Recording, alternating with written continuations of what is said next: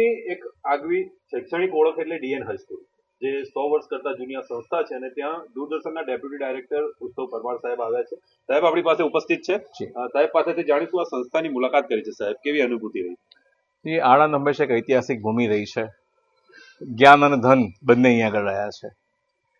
એટલે આ જે જ્ઞાન ભૂમિ છે એમાં આવી શૈક્ષણિક સંસ્થાઓ જે 100 વર્ષ કરતા પણ જૂની હોય, કે જ્યાં આગળ ગાંધીજીના પોતાના પગલા પડ્યા હોય અને સર્વાંગી શિક્ષણ અપાતું હોય, તો એ જોઈને ખૂબ જ આનંદ થઈ રહ્યો છે કે પુસ્તકીય જ્ઞાન સિવાય પણ કળાઓમાં પણ, સંગીત કળા હોય, એથ્લેટિક્સ હોય, કે શરીર કળા હોય, કે શિલ્પ કળા હોય, દરેકમાં બાળક એમાં જોતું થાય, અભિરુચતું થાય. મને લાગે છે એ બહુ સારી બાબત છે. જે પ્રમાણે અત્યારે આપણે લાલજી કાકાને ત્યાં જે એમનો જે આર્ટ સ્ટુડિયો છે ત્યાંની પણ મુલાકાત કરી છે. લાલજી કાકા દૂરદર્શન સાથે પણ એસોસિએટ છે. શું લાગે છે, એક પત્રકાર અને એક કલાકાર એ બેની જે સમન્વય સાથેનો જે આ જગ્યાએ આપની મુલાકાત થઈ? કોઈ પણ માણસ, મૂળ તો માણસ હોવો જોઈએ. માણસને જરા જગતમાં રસ હોય, એની કુતૂહલ વૃત્તિમાં રસ હોય, પ્રકૃતિમાં રસ હોય, આવો રસ જ્યારે હોય ત્યારે એની અભિવ્યક્તિ અલગ અલગ સ્વરૂપે થતી હોય છે.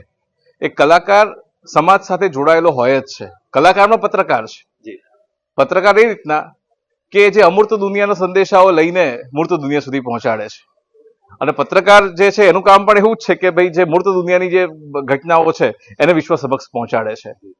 તો આ જે છે, જ્યારે પત્રકાર લોકો સાથે જોડાયેલો માણસ હોય, એ જોડાયેલો માણસ જ્યારે કલા સાથે પણ જોડાય ત્યારે એક સેતુ નવો રચાતો હોય છે, એમાં એક આયામ નવો આવતો હોય છે, એમાં વાસ્તવિકતા અને કલ્પનાનો એક સુભગ સમન્વય થતો હોય છે. તો મને લાગે છે કે એ પ્રકારે સામાન્ય માણસ નવી કલા દ્રષ્ટિ મળી શકે, અને કલા દ્રષ્ટિ ધરાવતા લોકોને વાસ્તવ દ્રષ્ટિ પણ મળી શકે છે. તો આ અભિગમ કદાચ મને લાગે છે જોવા મળી